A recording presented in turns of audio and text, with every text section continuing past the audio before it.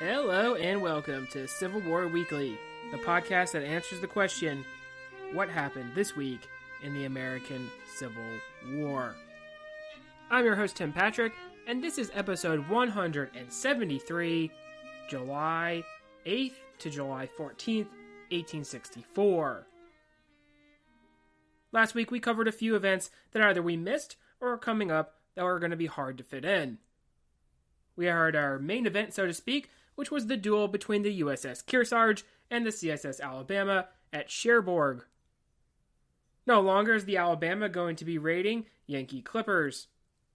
We talked about Morgan's most recent unsuccessful raid into Kentucky and Joseph Mower's operations in Arkansas, close to the Mississippi River. We also shifted to the Dakotas for additional campaigning against the Sioux, conducted by Alfred Sully. This week, we'll head back to the east. We had put a pause on Jubal Early's operations in the Shenandoah, but we need to check back in and have the last invasion of the North. Before we do that, though, we need to talk about some Patreon content, and of course, we are going back to the well of the movie review. We're going to be doing Cold Mountain, and that has a scene that depicts action that happens here in our story at the end of the month here, the Battle of the Crater. That should be posted shortly, so it will be a good companion piece to our episode that we will have here at a later date. And if that sounds like something that would interest you, talking about just a general synopsis, historical accuracy points for various movies, both older and newer, and then we also have memoir reviews and picture slideshows that depict the actual modern-day battlefield sites and kind of talk through those as well. If any of that sounds like it would interest you, there is a link in the show description, and those proceeds do go toward the general upkeep of the show. They are greatly appreciated. So if you recall, Early had been dispatched to deal with David Hunter, who had been placed in command of Franz Sigel's army following the Battle of Newmarket.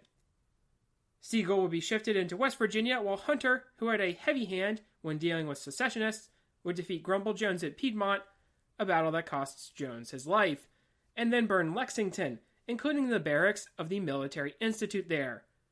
Obviously, this was going to be in retaliation for their part of the Battle of Newmarket. From Stanton, the plan had been to swing out to Charlottesville and link up with Phil Sheridan, and the combined force could then proceed from there in destroying the rebel lifelines into Richmond and Petersburg. But with Sheridan dealt with at Trevilian Station and Hunter deciding to proceed to Lynchburg, this union was not to be. Lee would send Early to deal with David Hunter. Arriving in time to defend Lynchburg, the two sides would see some skirmishing before Hunter would then withdraw in the face of the enemy, moving his army out toward the Blue Ridge, hoping to get beyond the mountains and potentially be safe from any kind of pursuit.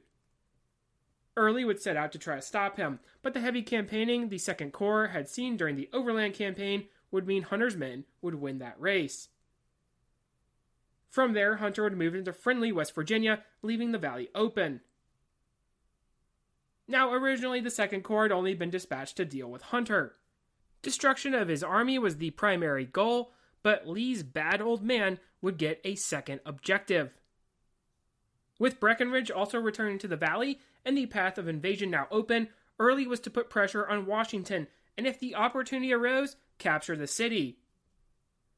You remember that moving north through Winchester had been a good route of invasion for Lee in the past, especially prior to the Battle of Gettysburg. Now, a capture of Washington might not be truly feasible, but it might have been able to take some troops away from the front developing at Petersburg. If you remember, Lee had stated that if the Army of the Potomac crossed the James, it really was only a matter of time.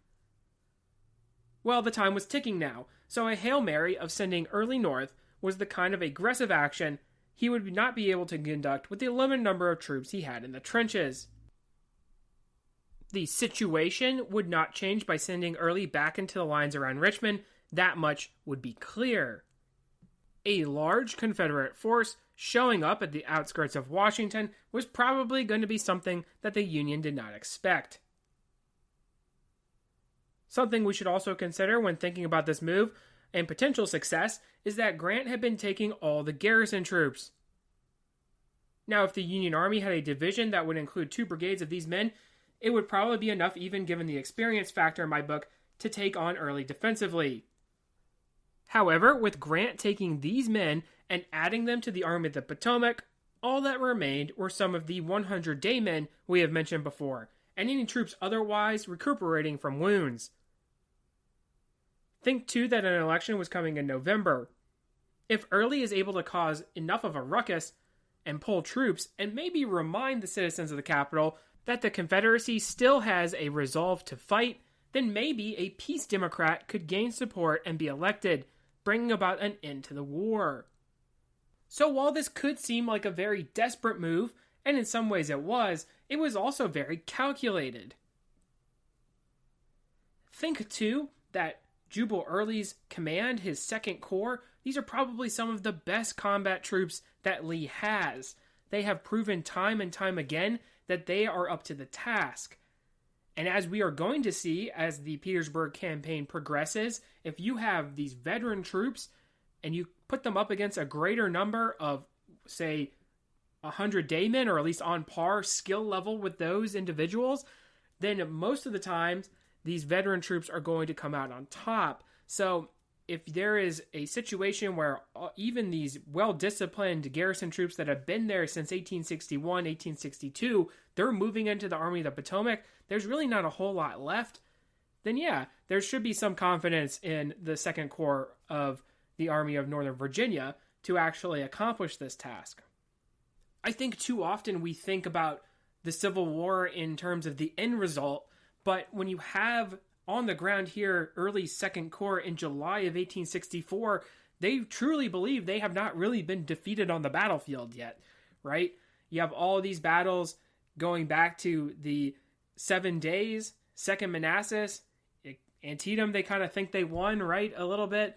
Then you get into Fredericksburg, Chancellorsville, Gettysburg being the only setback, but a lot of them are going to gloss over that affair. And then you get into the Overland Campaign, where time and time again, they're seemingly beating Grant's army by inflicting more casualties.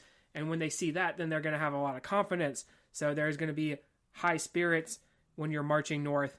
You're no longer in trenches, which is great for the actual common soldier, but you are marching north with a confidence that you will succeed, or you can succeed. Early's march would be noticed, and not just by cavalry under Sigel, but also the president of the B&O Railroad, John Garrett. Garrett would seek General Lew Wallace and plead his case to defend his railroad against the rebels, and subsequently Washington as well. Wallace has been riding the pine, so to speak, since Shiloh. Grant accused him of messing things up and getting lost, extinguishing his once bright early career during the war.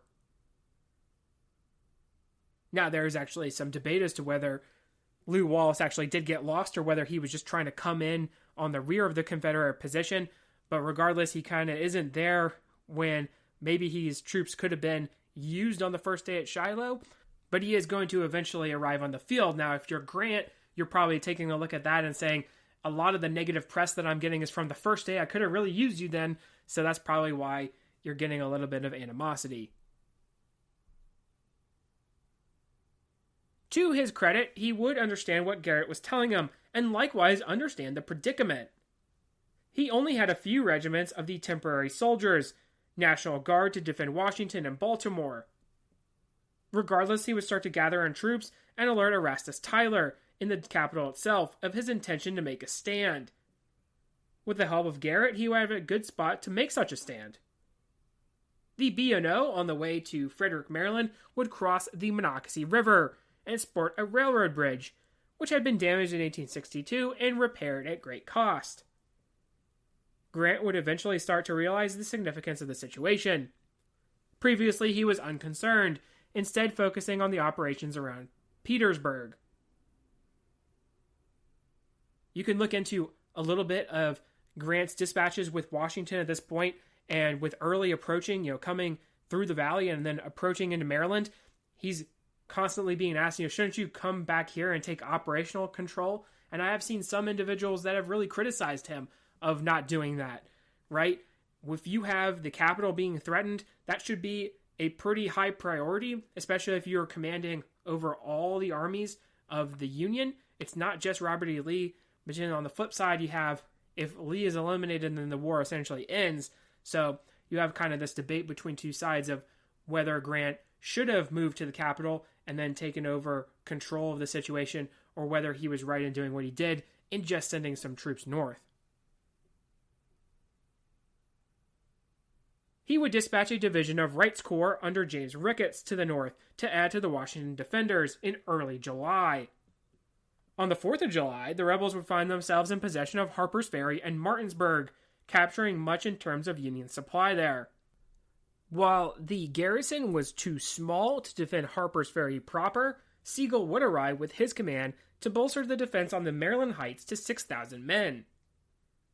In a contrast to Jackson's seizing of Harper's Ferry in 1862, the Federals would dig in and have well-placed artillery. Early would not hazard an attack, especially at such a formidable position. Kind of makes you wonder, if there had been a stouter defense before in 1862, then what would have happened to the outcome of that campaign? The Antietam campaign, that is, but another what-if for you. Gordon would try to flank the Union troops, but would also withdraw after skirmishing. The significance of this action is overlooked. Early was going to move along the Potomac to get at Washington. Having to now move toward Frederick would be the new amended plan. However, it would give time for the defenders to gather up their forces. We are pretty critical of Franz Sigel in this podcast. I will not deny that, but really, this could be possibly his greatest contribution to the war.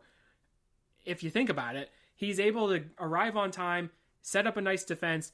His effort, along with the Battle of Monocacy, as we will soon talk about, is going to delay Early long enough for the rest of the Sixth Corps to arrive, and they're going to save Washington. So it is interesting to think about.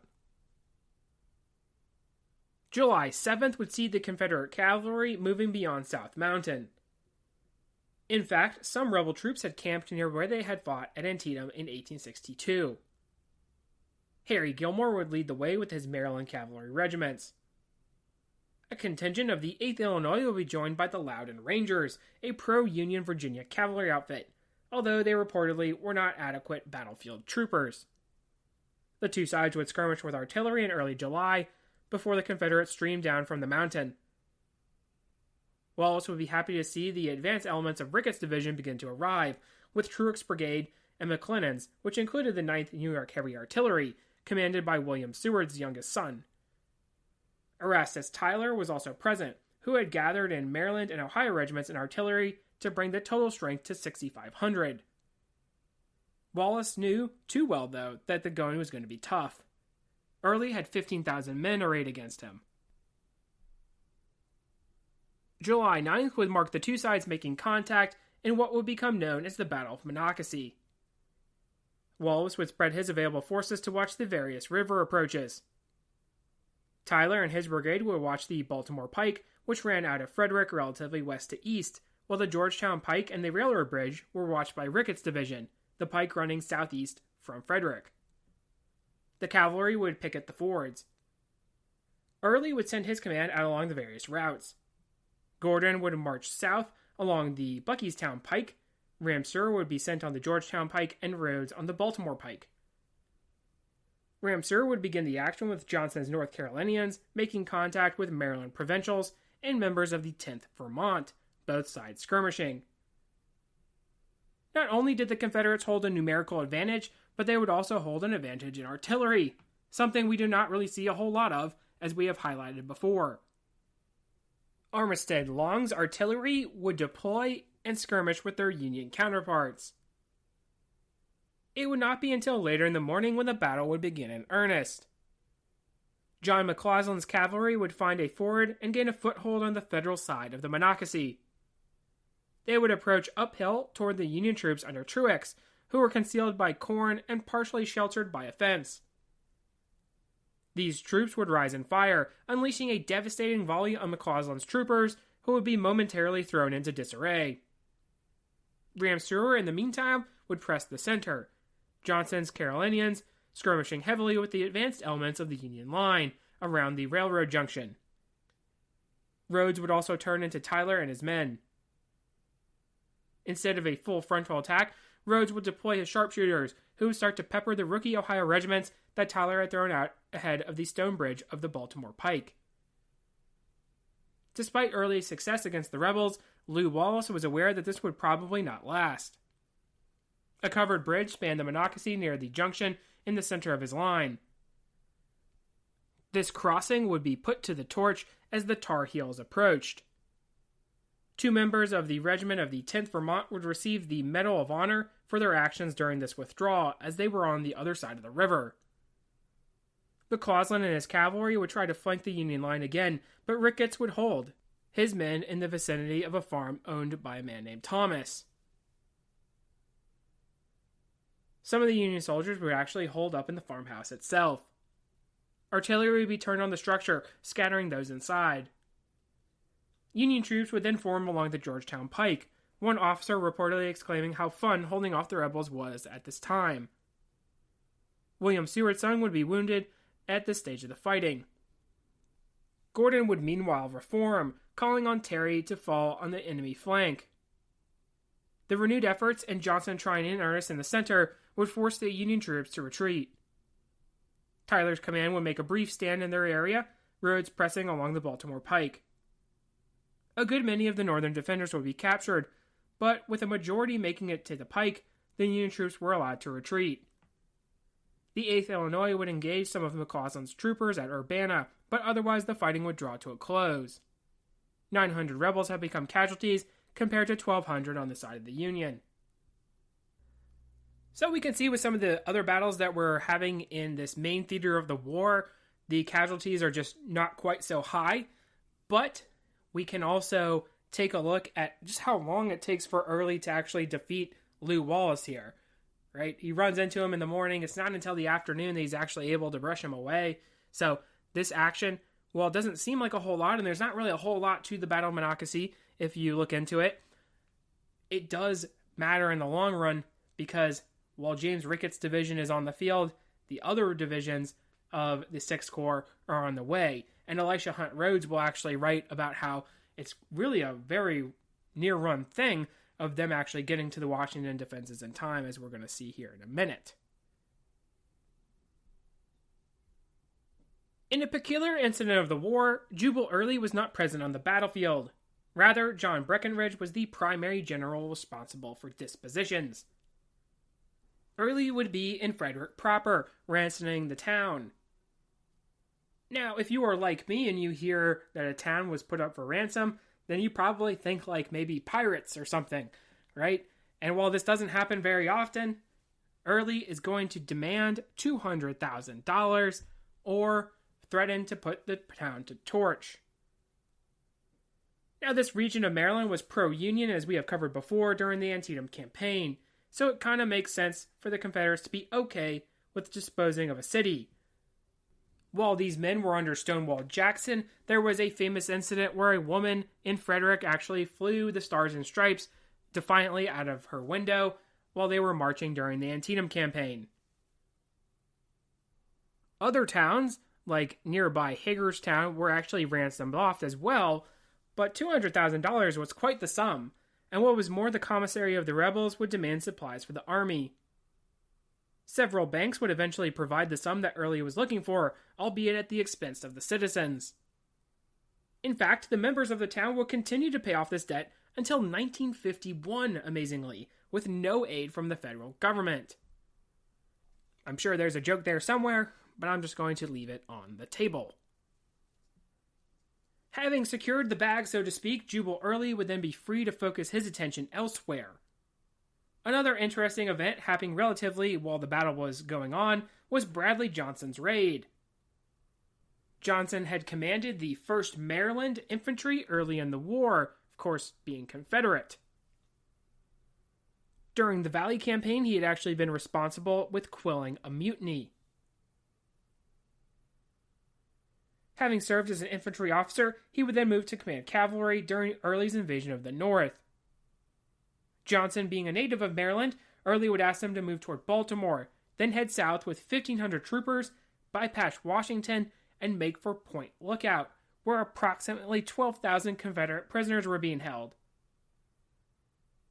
Now, if you think that it sounds like that would be a tough task, you are right. Because logistically, that is going to be hard to not only get there, but then bring the prisoners back north to rendezvous with the Confederate Navy or the rest of the army.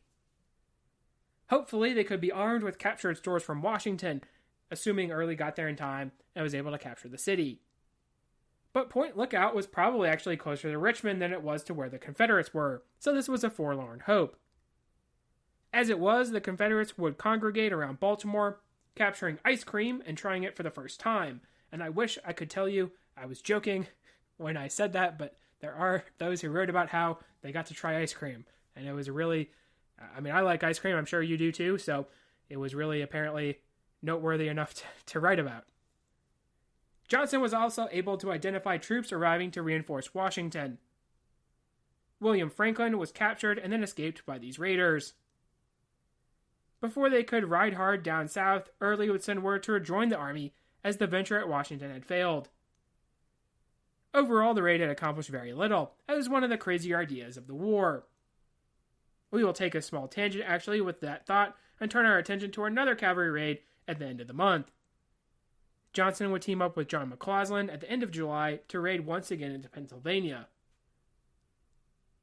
The rebel cavalry would make their way to Chambersburg, following some brief skirmishing with Federal cavalry, including the Spencer-armed 14th Pennsylvania. The town would be ransomed for $50,000 and then burned at McCausland's orders.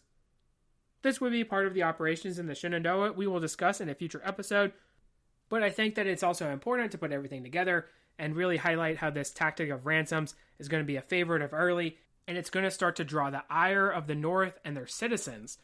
In fact, it's actually going to fire up some of the troops that are going to be facing off against Early and his cavalry here as we get toward the end of the summer and into the fall. Now, why exactly was Early doing this? Why were they ransoming off cities? And in the case of Chambersburg, actually causing quite a lot of damage to the city, burning it? Well, this is sort of a retaliation for how the Union are treating the cities of the South, whether that's in Virginia or further abroad. So it's kind of an eye for eye measure by Jubal Early. And it really shouldn't surprise us. This is the guy who's credited with being part of, if not really starting the Lost Cause narrative. So it shouldn't really surprise us that Early is going to start taking these shots at these northern cities. But it should also be noted that actually Stonewall Jackson was in favor of burning some cities in the north, including Philadelphia. So it's not like it was such an uncommon idea. And had Stonewall Jackson actually survived Chancellorsville, again with these what ifs, things would have definitely been different, yes, but if he had survived Chancellorsville and things kind of proceed relatively how they would have up to this point, then it's going to be him who's actually burning these cities. So there we go. We have kind of a loop to connect there. Now, the Battle of Monocacy is going to be considered a Pyrrhic victory for the Confederates. As we have highlighted, Early is going to be holding the battlefield, winning the day, but the true value is the delay that was caused by the action. Grant had shifted the remainder of the Sixth Corps north, but the question was now, would they be in time? On July 10th, the advance on the nation's capital would be bogged down due to the heat on the march. They would eventually reach the outer defenses of the city. Now, all the heavy artillery regiments had been pulled from their forts, but one really only needs to look at a map of the defenses around Washington to know that Lincoln was really afraid of the rebels gaining legitimacy from their capture of the city. So while there are still defenses, cobbling together militia to defend them was really the problem. The delay at Monocacy combined with the delay in the march toward the city would allow the Sixth Corps to double time their way to the outer works. Now, Early would blame his subordinates for not pressing immediately, but at this time reinforcements were converging from elsewhere. He had kicked up a hornet's nest, so continuing the campaign would be untenable. Skirmishing would erupt though, especially around a work known as Fort Stevens, sparking one of the more famous incidents from the invasion. The work was named after Isaac Stevens, who had been killed along with Phil Kearny at Chantilly, if you remember Stevens having played a part in the Battle of Secessionville outside Charleston in South Carolina. President Lincoln would travel to Fort Stevens to observe the skirmishing. Confederate sharpshooters had been active, In fact, their presence outside the Capitol actually racks up some 600 total casualties from both sides, so it's not really a minor affair either. However, on July 12th, with Lincoln observing, a Confederate round would find its way into the thigh of a surgeon standing nearby. Now, as the story goes, the surgeon was standing next to Lincoln, and Oliver Wendell Holmes also says, "Get down, you damn fool," but these were more than likely really fiction. What is for sure, though, is that Abraham Lincoln becomes the only sitting U.S. president to come under fire in a combat situation. But other than Lincoln maybe or maybe not being the target of sniper fire, the actions around Fort Stevens would come to nothing. The rebels would retreat back into Virginia, the stage being set there for continued action in the Shenandoah Valley, where Early is going to eat some humble pie when confronting Phil Sheridan. But what do we make of the actions at Monocacy and Washington, D.C.? Well, it is hard to say exactly what Early would have been able to do. We saw the importance of the delaying action the Confederates had by just a single day, and really, there was not a whole lot of men besides militia, invalids, and 100-day units that could have been able to prevent the rebels from getting into the capital. The importance to me is that while he would not have been able to hold Washington, doing some serious damage while in the city there, then escaping would have been a big hindrance to Lincoln. But I hope that I've highlighted through talking about some of these other instances with Jubal Early that he has, shall we say, a penchant for causing fire on these Union cities. So if he's able to damage some of Washington, D.C. itself, and if there's this image in newspapers, both local and abroad, of the Capitol in flames, this black smoke flying above, let's say, the White House, right?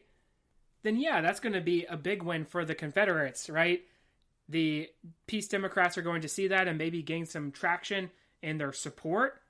You're also going to have this outside hope that maybe foreign powers will see that. They'll see that the House is not in order for Abraham Lincoln and his administration, and maybe that they're going to provide some assistance toward ending the war, whether that's material or perhaps even coming to the negotiation table as well, putting pressure on Lincoln in that way. And you could also ask yourself, is that really going to be a feasible option? Probably not. It's probably not going to happen at this point in the war, even if there is a big Southern success. However, there's all these options that are on the table for Jefferson Davis, and they all are going to look good as he gets more and more desperate. Now, no matter how you cut it, I don't think Lincoln actually loses the election either way, right? The burning of the Capitol is probably not going to have the same effect that Jubal Early would probably have hoped to have. He's not going to be able to occupy the Capitol for very long. There's just going to be too many Union troops that are going to be converging on the position, so he's going to have to abandon it eventually, right? Could take pressure off of Petersburg, that's probably true, but Lincoln's probably still going to be reelected here come November, so it could have been some positive press, but really, most likely, not a whole really lot to show for the South. We're going to go ahead and call it a day right there. This week we covered the Confederate invasion of Maryland, the last invasion of the North, if you will. Jubal Early wins the Battle of Monocacy outside of Frederick, Maryland, but the delay keeps Washington from being snagged by the aggressive general.